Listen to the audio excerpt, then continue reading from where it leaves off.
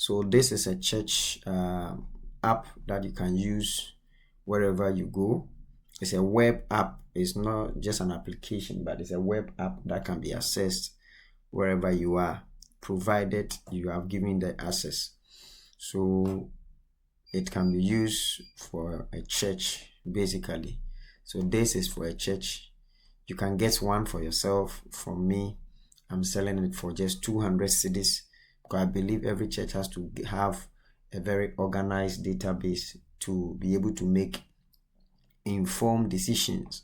So I'm just going to take you through a quick thing so that will help you, and I believe that is going to be you are going to get a lot of insight from that. So without wasting much time, let's go through it. So here you can see we have the general data. So this side is the dashboard. So some of the pages or the screens, if your church has it, it can be only visible to the pastor and some few people, which can be done so that when they log in, they have access to some of the screens. So like this screen, our church is just the senior pastor and some few people who have access to this screen, who can see this, where we have the total record. That is all the details that have been recorded in the church. Okay, this is just a sample, so you can see it's 43, and out of this 43, 21 are visitors, 15 are members, and 7 are potential members. So at least it gives you a clear idea of how the membership is. Potential members are people who normally visit your church often. They don't really have a church, but they have not also made their mind, or you could see that they are just still looking for a church to join. So by talking to them, you get to know, and you can decide to pursue them and to make them permanent members of your church. Then we have the gender. So out of the 43, 19 are males and 24 are females. Then we have invited by. So all the database, okay, 37 of them were invited by members. 2 of them were invited by other people who came to the church by invitation. So for example, somebody visits your church and comes with another person. So that person, the second person that came with the visitor, he comes because he was invited by the visitor. So let's say I'm a church member of your church. Okay, then I invite my friend, and when my friend is coming, he also comes with maybe his family member.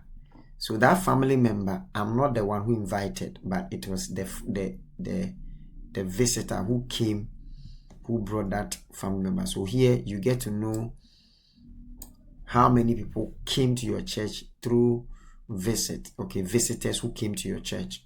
So you get to know that maybe 2. And then we have people who also comes to the church. Nobody invited them. Probably they saw a flyer, a banner. So this, no one gives a clear indication of how many people actually get to know your church without you inviting them. So maybe they get to know your church through the banners that are shared, posted, or flyers that are shared, or the signboards. They get to know your church through something. So they come by themselves and they locate the church and they come. So those ones, it gives you a lot of information about people who are coming to your church and they are not invited by anybody. Then we have the members diagram. So here, these diagrams are general. Then we have this one as members, which is, we have the total membership, which is 15. Then, so for the total membership, we have the marital status, which gives you single and married. But we have other forms of like widows. So with this database, nobody is a widow, nobody is separated, nobody is divorced. So that's why you can see just this, married and single. That doesn't mean we don't have other options.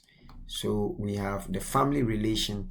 Family relation are basically members who are in your church who also have other family members in your church, the same church. So here you can know that we have 11 of the church members who don't have their family members in the church, and we have 4 of the church members who also have their family members in the church. Okay, then we have tithe cards. So here it tells you 5 members pay tithes, or they have their tithe cards, and 10 members don't have tithe cards. Okay, so they probably that they are not paying tithe is high because they don't have a tithe card. So that is then we have the employment status. So the employment status of the members is telling you that 2 are students, 4 are self-employed, employees are 8, and unemployed is 1. So this one gives you a clarity of the kind of membership you have. Okay, then we have the baptism. So out of the 15, 7 said they are baptized by immersion. 7 also said they have not been baptized. And then we have 1 has been baptized by sprinkling. So based on the church, what you believe in, if you believe in it by immersion, it stands to tell you that you have 8 people to baptize. So it gives the pastor a clear understanding what to do. Then we have the department. So here you can see we have music department. 2 people are in the department. Prayer. We have no department. 3. So out of the 15, still 3 people are in the church who don't have department. Then we have cells. Okay, so here we have all the 15, they have no cells. It means that this church is not operating, they've not started cells yet. That is why you can see that. But when they start the cells, you have these options showing clearly which number of cells and how many and all that. You have option to see that. Then we have the records. So this screen also is available to those that are basically in the higher offices, because there is a whole database. So it will not be available for just a church worker, but people that like the pastor and maybe the senior members of the church, they will have access to all this. Then if you want to, and also the person who asks information to the database will have access to it. So if the pastor chooses that, okay, this person is supposed to add the database, then he gets access to manage this. So for our church, we have the ushers who normally take attendance and they take names of people. So they normally come here to add the database. So here we have where you can add the database. This is where you choose the date and the phone number, the full name, the gender, so the location of the person, who invited the person. This is where we saw in the diagram. So if no one invited the person, he came by himself, you choose. If he came with somebody, it means that maybe the person is also coming to visit. It's a visitor. He was invited by somebody also visiting the church, or he was invited by a member, you choose it. If he's invited by a member, you put the person's name here, then you assign the person to a member of the church. So these are basically the follow-up team. Okay, the follow-up team. So here you can add more names to it. So here these are the names that are available. Then the membership status, is it a member, is a visitor, or potential member? If it's a visitor, you choose and then you fill the information you add. But if it's a member, more fields will come. The membership date, the date of birth of the person. Then we have here, you can see, do you have family member in the church? As we saw, that's the family relation diagram.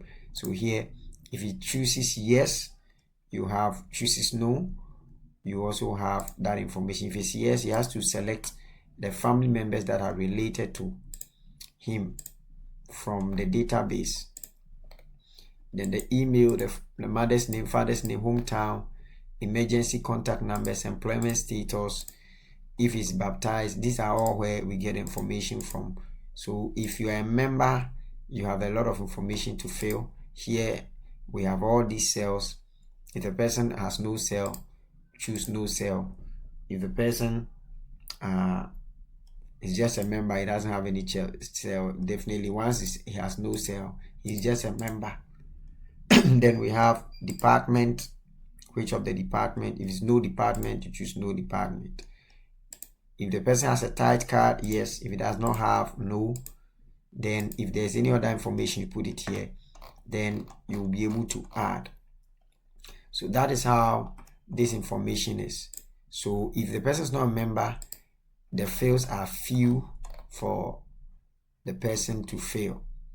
But if the person is a member, then the information becomes a lot for the person to basically fill.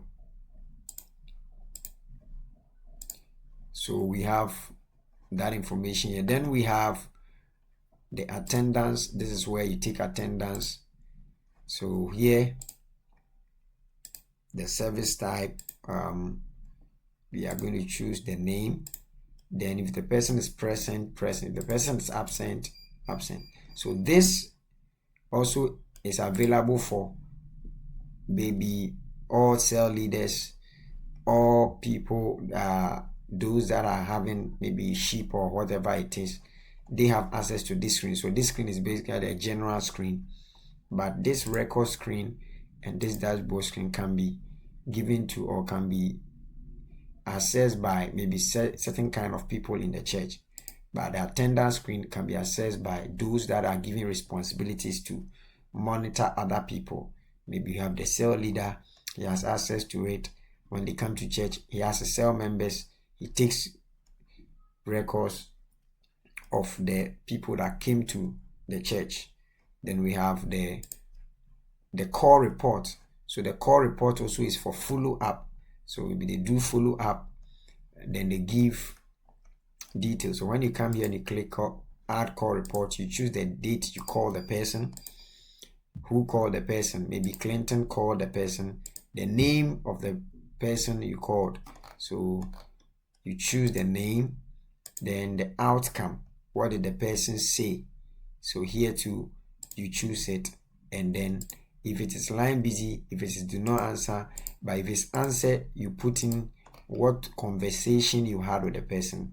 Then after that, you click on submit and you add. So as you can see here, on 2nd October, we have this one called by Prince. On Thursday, October 2, the name is Perry.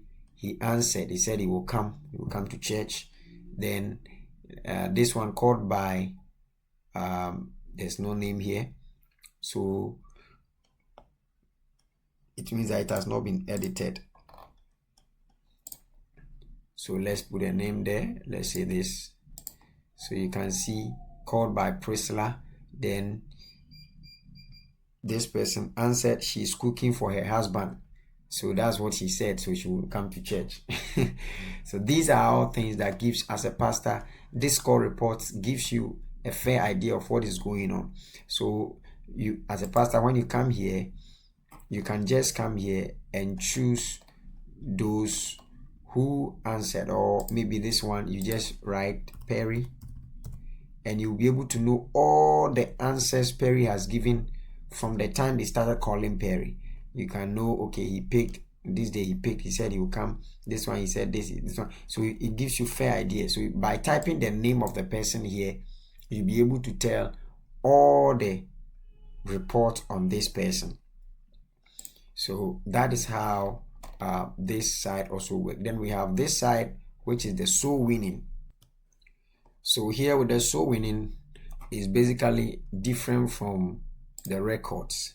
So when you key in information in the soul winning, it doesn't come to the records, because here is basically people that you are still working on, talking to them to come to church or to be part of the church. So you go for soul winning, you meet all kinds of people. So you come here.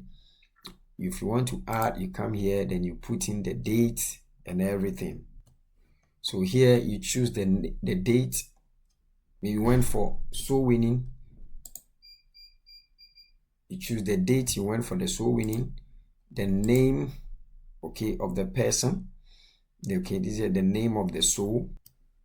So we have the name of the soul. We have the soul winner's name, the person who went out for the soul winning. You put the name here, the person's phone number. So here you put the name or the phone number of the soul here.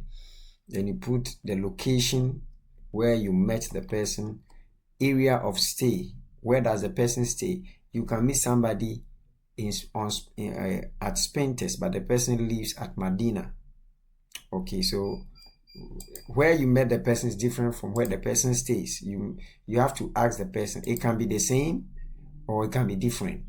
So that is why they are two different things. Then we have the response. After talking to the person, what was the general response, or in summary, what will you say? Maybe, oh, this person, I think we can talk to her, the person will come to church. Whatever it is, you put it here, then you add. So there is a typical example. So there is a response. The top here, you can see she has a church. That's a summary of the response. The name is George and the person stays at Spintex. So that is how it is. So let me add one for you to see. So let's say 28, or let me choose 3rd of, or let me say today. Then let me choose the name of the soul. Let's say this is Frank. Then soul winner's name. Let's say this is Prince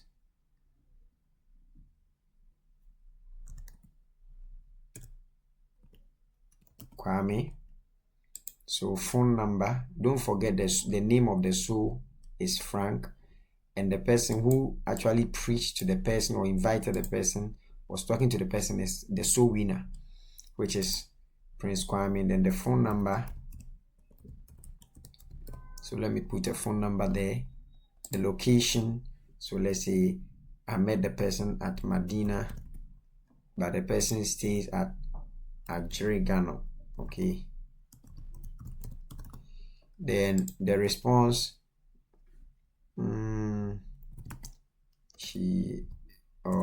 let's say I write and say he does not go to church.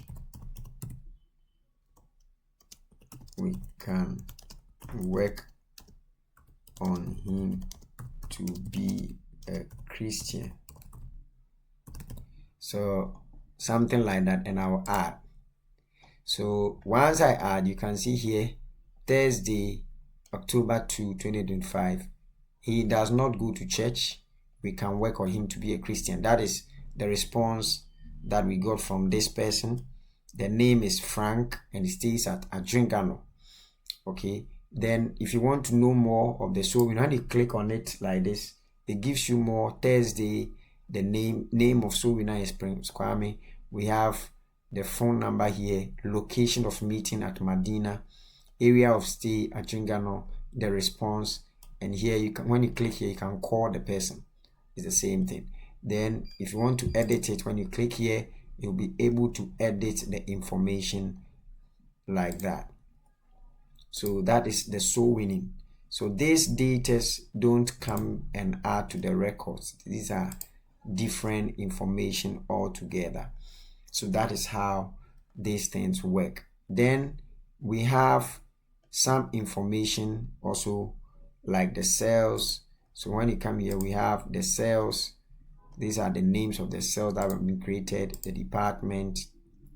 Okay, so this dashboard you see is basically the admin dashboard. So I have these names are users of the app. When they access the app, what they see. So you can see this name is Marjorie. When I change to Marjorie screen, Marjorie doesn't have access to this, but he has access to few things here. So now the screen I'm here currently, you can see is Marjorie. So I've changed to Marjorie screen. When Marjorie logs in right now, he will see the lists that are related to Marjorie, which is this one. and then he will see all that. So Marjorie has access to this. These are basically the members that Marjorie has to follow up. With Marjorie, she has access to this because she's an usher day key in the database. So she has access to this. She has access to attendance. She has access to call reports and the soul winning, because these are general screens. Yes. So if I change to a different person, let's say, let me change to Lily. You realize that now I've changed to Lily. The name has changed. You can see this is Lily. Lily has access to only attendance, call report, and soul winning. And then her contacts to follow up. That is all. These are contacts for her to follow up. So when you go to the menu icon, you have Miss Lily. These are contacts that are assigned to her. And these contacts are assigned to her when you are filling the database. So let me show you where these contacts are assigned to. So when you come to here, we have assigned to. This is where the data are assigned to whoever. So once Lily is the name, when you choose the name here, it automatically assigns to this user. So here,